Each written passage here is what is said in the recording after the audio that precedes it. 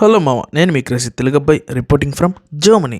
పొద్దున్నే బేవర్స్ గాళ్ళు ఎక్కువైపోయారు. చచ్చా, ఇవాళ అయితే డాట్మండ్లో ఒక మార్కెట్ అయితే జరుగుతుంది. సెకండ్ హ్యాండ్ మార్కెట్ అంటారు దాన్ని. సో అక్కడికైతే స్టార్ట్ అయిపోయాం.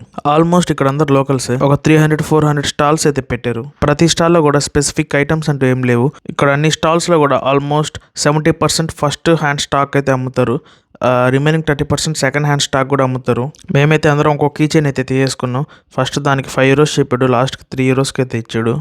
ఇక్కడ కొన్ని చోట్ల వీడియోస్ అయితే తీయకూడదు, ఎందుకంటే కొంతమంది సైకిల్స్ కూడా అమ్ముతున్నారు. అందులో బయట ఎక్కడైనా లేపేసి ఇక్కడ సెకండ్ హ్యాండ్లో అమ్ముతారు. సో వీడియోస్ తీస్తే మళ్ళీ ఏమన్నా అంటారని ఫోన్ అయితే జేబులో అయితే